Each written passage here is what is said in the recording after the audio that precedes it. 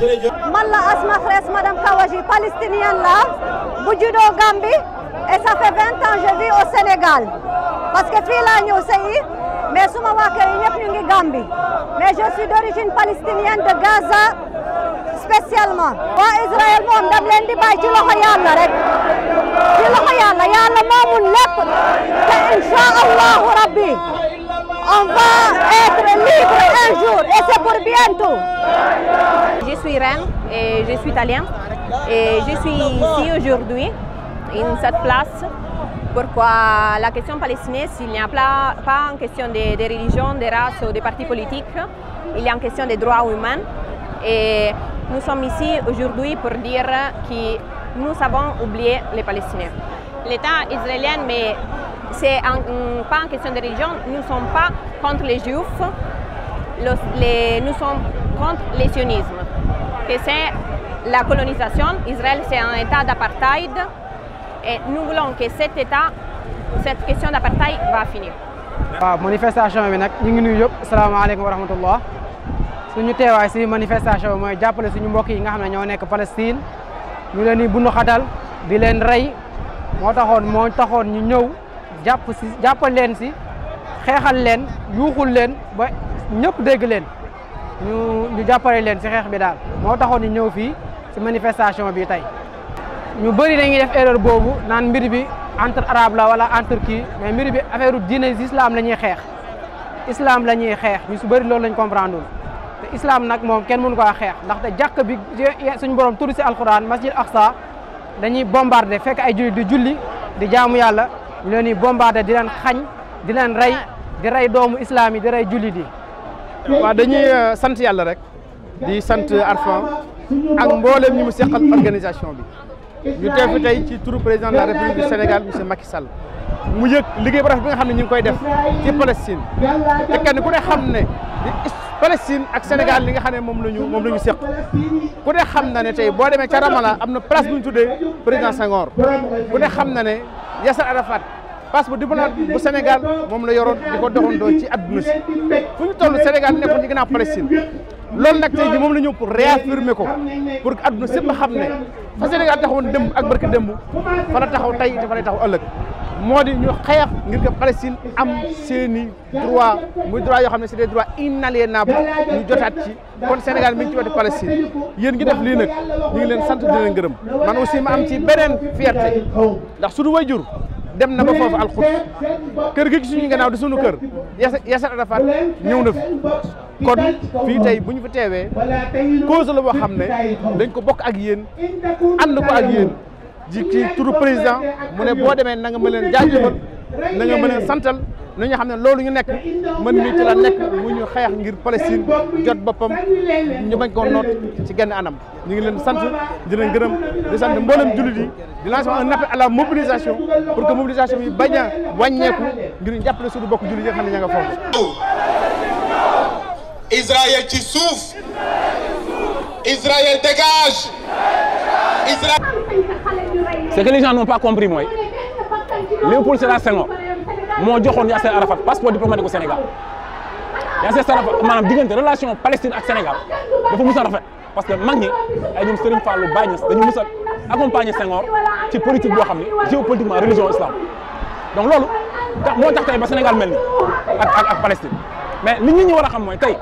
bu fekkee da ngay wuti passeport Palestine Israël ñoo la ko jox maanaam ambassade Israël ambassade Palestine 54 états ñoo ko accepté ci àdduna ñu gis Amérique ñi ngi naan dañuy yëkkati ay drapeau LGBT seen drapeau fu mu nekk drapeau LGBT day jóg ñu gis Amérique ñoom non seulement yëkkatiwuñu drapeau racisme mais li xew Palestine apartheid la boo xamante ne ni pour man Amérique waroon na mën a accepter Palestine comme état te loolu mooy dëgg te ku ne xam nga histoire bi ni mu demee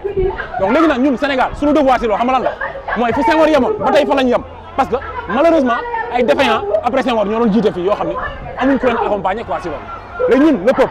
dañu war a wan opinion internationale bi ne leen li ñu bëgg ñun mooy relation diplomatique yi nga xam ne Sénégal am na ko ak Israël ñu rompre ko ñaxtu ko quoi parce que lii chaque année ñu def ko chaque 2 ans ñu def ko parce que Israël chaque fois day dal ci kaw Palestine donc kon jot na ñu def des actes très forts yoo xam du yam rek si taxaw wax Palestine ku nekk ñibbi guerre bi day continuer apartheid bi di continuer ñun aussi suñu autorités yi di continuer seen relation diplomatique di gën a rafetal seen diggante ak Israël des criminels ay reykatu nit ay reykatu famille ay taskatu yaakaaru nit ay fekk ay xale yu ndaw ay 4 ans ngay ni bombardé ay minutes mais loolu c'est inhumain donc ñaxtu bi dafa war a dépasser taxaw rek di wax waaw dañu war a lakk drapeau Israël dañu war a wane suñu mécontentement par rapport ak loolu mooy dëgg. auzu billaahi mina sheytaani rajiim léegi laay waxtaan ak ambassadeur bi muy yéemu ci solidarité bi nga xam ne Sénégal def nañ ko ma ne ko dañu ko porté woon sunu combat dañ ko defoon sunu combat naka jekk ba Nations Unies combat wu Palestine bi dañ ko jagleeloon Sénégal leneen li ci des itam mooy mënuñu ni ñun 95% de musulmans lañu ñu jàpp ay musulmans di leen noot quelque part suñ ci mënul dara it nañ ko naqarlu li xew ci àddina si muy communication grâce à vous ñu naqarlu ko dénoncé ko ba saay-saay yi nga xam ne ñoo koy def ngir banditisme teguñu ko fenn bëgg a jël suufu jàmbur fekk fa ay jàmbur te lépp lalu ci diine ñi ñu bokkal diine nañu def seen solidarité nañu àndandoo tàllal yàlla sunu loxo won ko ni ko naqarit nañu ngir yàlla wallu leen ba nga xam ne loolu mën na dañ ndax yàlla moom mooy doxale noonu waaye bu ko neexoon tey ñooñu koy def yàlla nasaxal seen ay pexe kon nag ñun nañ ko naqarlu ba fu ñu mën a yem ànd ci ak ñoom solidarité ak ñoom ba ñoom ñii nga xam ne dal na leen dootuñu ko yëg te dina oyof ci ñun. àdduna si yëpp jullit yi fi nekk te am pas-pas loolu di leen yëngal feeñ na fi li fi gën a yéeme nag ci feeñ gi mooy amul benn couleur du couleuru tarixa du couleuru association du couleuru ay mbokk lu dul ay mbokki diine yoo xamante ne benn baat moo leen yëkkati mooy kaddu ñëw défendre seen mbokki jullit te loolu la ñu yonent bi alayhi salaatu wasalaam jàngal loolu la ñu alquran itam jàngal moo tax tey jotaayu tey bii ak yi ko jiitu damay wax ne day bokk ci li tax muy réussir mooy sellal gi nga xam ne moo ciy am nga xam ne nit ñëwu fi pour feeñ nit ñëwu fi pour ñu tudd ko nit ñëwu fi pour ñu xàmmee ko waaye dafay ñëw rek ngir wane solidarité am ci ay mbokki jullitam te loolu mooy li nga xamante ne moo am xam nga tey adduna si yëpp boo xoolee média national international da ngay gis ne fu ab jullit nekk ci ay réew yi amuk dog ñi ngi feeñal seen taxawaay ci wetu Palestine waaye njiit yi ci boppam ñoom ñi ngi ci ay calcul ndax li combat bi nekk combat politique nekkaay itam combat wu diine waaye ñun combat diine bi moo ñu yitteel lépp ndax bu diine xasee ba taxaw dootoo gisati dara doo jàpp ne sax ab jàmbur ngay défendre mais da ngay jàpp ne sa mbokk ngay défendre ndax jullit du ñaar kenn dong la jullit ba gën a sori ci àdduna si buñ ko defee lu metti jullit bi la gën a jege moom lañ ko def bu boobaa da ngay yëg ni ci sa kaw la dal ndax kooku mooy sa mbokk. incha allah ñun de xam naa solution yi li muy jur mooy Sénégal moom dana wone que ne population seen position bokkut ak position seen i njiit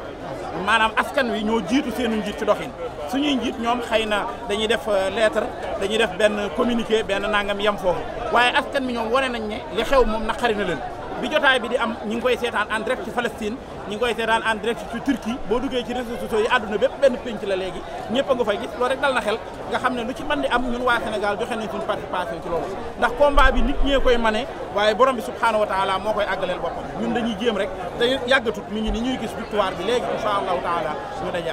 ak sentiment bi ma am mooy sentiment bi ñëpp am te mooy am fierté ak contenté waaye gën a santaate yàlla mi nga xam ne fukk fu ñu néewalee ku néew doole mu taxaw dëgër ci pas-pasam yàllaa koy dimbaleel boppam yàlla ci boppam dafa wax ak ñun ci alquran wallahu ghalibun ala nafsi ala amri walakin aksara annasi la ya'lamun yàlla nee na moom mooy ki am notaange ci kattanam ci man-manam waaye ñi ëpp ci nit ñi xamuñu loolu kon li xew Palestine feek ñu ngi taxaw adduna bi yëpp bu ñu leen boycotté woon du tee yàlla dina leen jàppale dina leen taxaw kon ñu ngi ñaan yàlla na yàlla gën leen jàppale yàlla gën leen taxaw ngir rek Israël gën di torox gën a torox ci adduna bi ñëpp xam toroxteem mu fës fépp mu mën a doon avant acte bi am na lu mu jur déjà kon lii day dolliwaat ci loolu nga xam ne moom la juróon kon ñu ngi am yaakaar waratuñoo bàyyi waratuñoo yox yi ndax loolu la ñu yàlla wala tahinu wala tahzanu wa antumul a'lawna in kuntum mu'minin loolooy li am kon lii war mooy ñu fexe rek ba wéral suñu ngëm yàlla bu amee daw man ci nasr la ñuy def daw man ci ngañaay daw man ci gannaaw ci kanam incha allah. waa président bi discours am bokkut ak discours population bi mooy discours kilifa diine yi ñoom ñëpp dañoo mànkoo genn kaddu la ñu am mooy Israël tooñkat la Israël na dellu ginnaaw na bàyyi li muy def président bu waxee leneen li ñu wone fii tey woon nañu ne askanam population am ànduñu ak moom